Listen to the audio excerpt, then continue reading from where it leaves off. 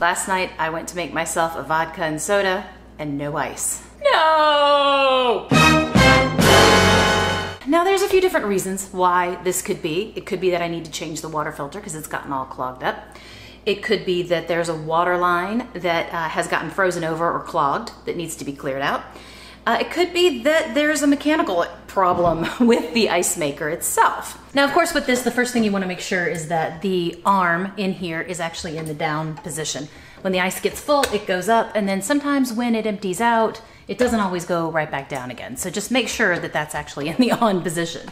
Now, I know that I do need to change the water filter on this because I've never actually changed it before. But water is still dispensing here out of the front of the refrigerator. So I don't think that that's the problem. So the next thing I'm going to check is the water line going into the ice maker. A little gross back here.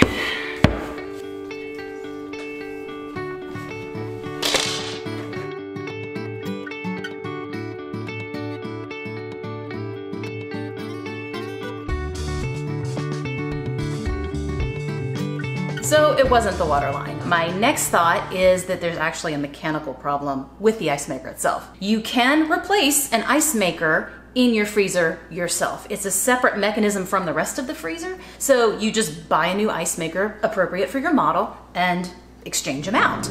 I mean, it looks like it's just got a couple of screws that hold it in. And then of course it's got the power plug back there and it hooks into the water line right there. So it looks like it'd probably be pretty simple. But before I do that, I've learned that there's actually a way to reset your ice maker. Some ice makers might have a reset button. My Whirlpool has a different process. All you do, and I just Googled this, is you unplug it and leave it unplugged for about 30 seconds. Did I remember to buy toothpaste? What is the airspeed velocity of an unladen African swallow? Well, I guess I could work on my gorilla impression. Then, after 30 seconds, you plug it back in. And then you're gonna take the arm where the ice maker, turns on and off back here. You're gonna flip that up and down 3 times. All right, leave it on the on position, which is indicated right here. And I'm gonna wait and see if that helps anything.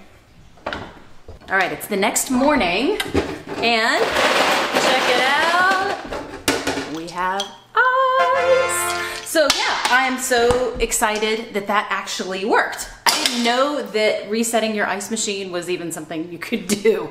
So now I have ice for my cocktails, which given the fact that today is election day, I'm really gonna need it. And throughout this video, you may have been wondering why it's so dark in my freezer. It's because the light is broken. But it's not just a little tiny bulb like you have on a standard appliance.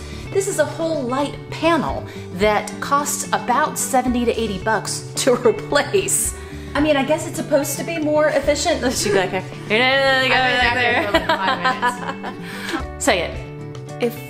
What? Is it really more efficient? Is it really more efficient? You know, that's how they keep their customers having to return all the time. But if they can get you on the parts that go bad. You look so ugly. This is something you can look so ugly. Oh, no, you don't. You never look ugly.